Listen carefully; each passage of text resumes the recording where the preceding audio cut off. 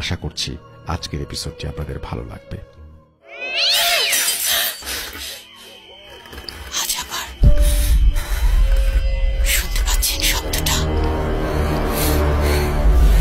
ভয়ের আরেক নাম ভূত.com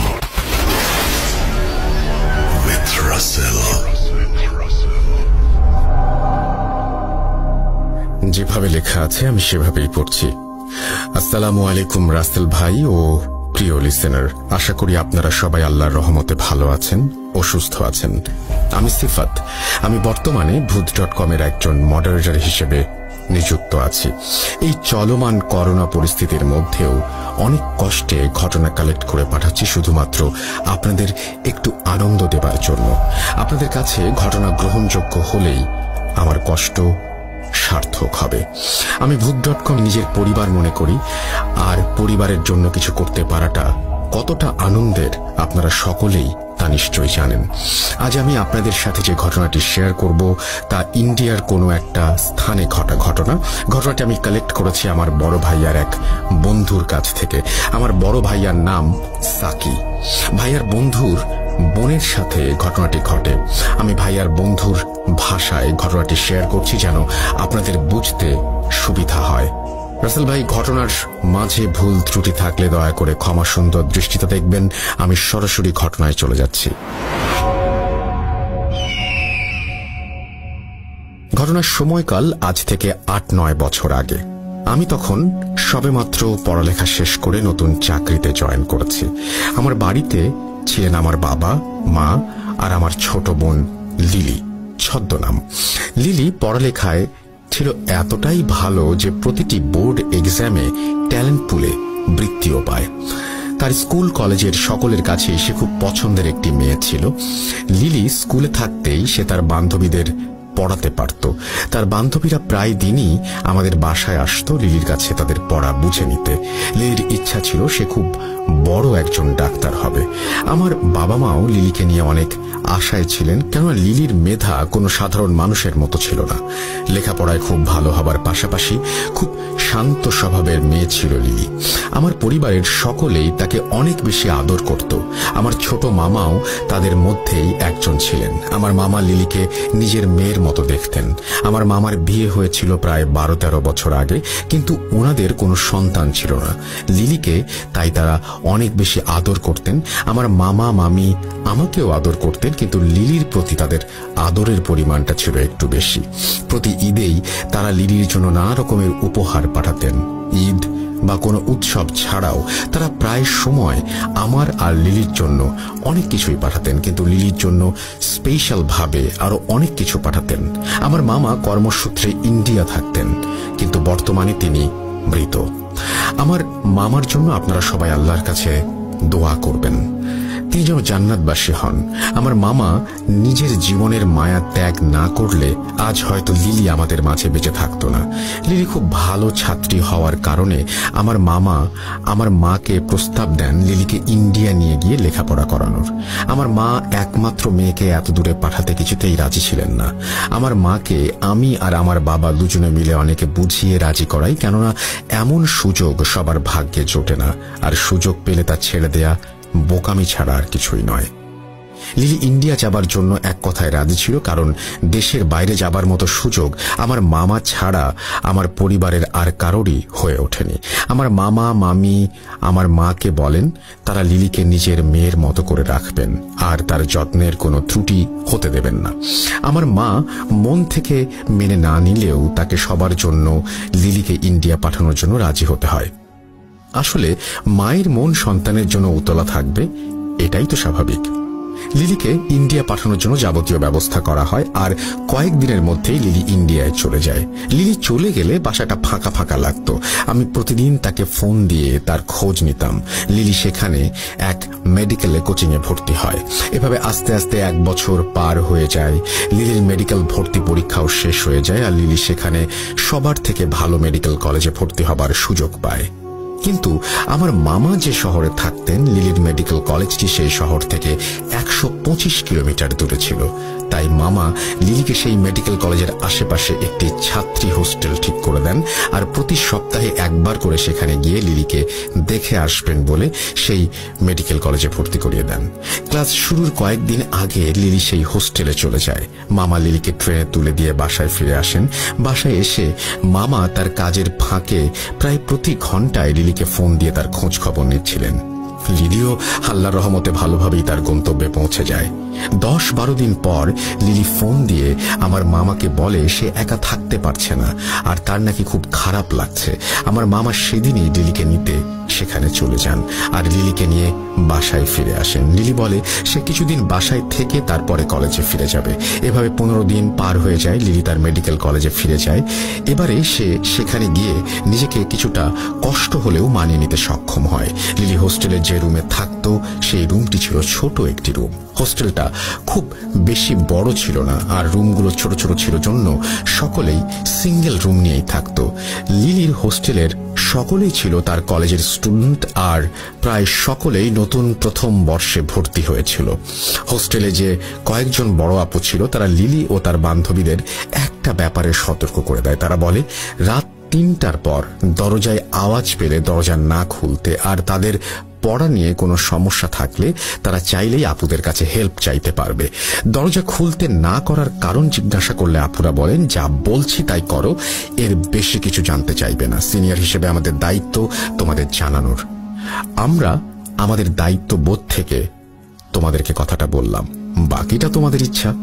আপুরা চলে গেলে লিলি তার আশেপাশের রুমে কয়েকজনের সাথে পরিচিত হতে থাকে। পরিচিত হয়ে আড্ডা দিতে দিতে রাত 12টা বেজে যায়। লিলি সেদিন তার রুমে ফিরে এসে ঘুমিয়ে পড়ে।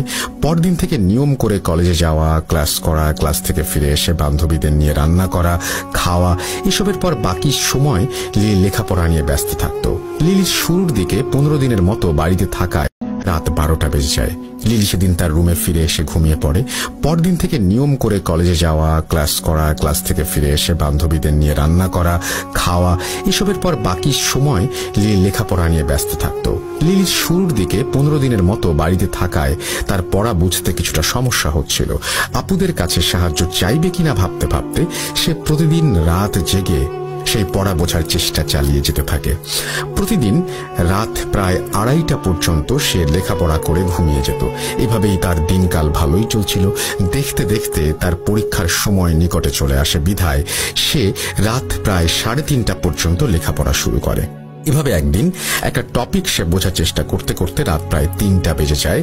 3:15 দিকে তার দরজায় 3বার নক করে কেউ।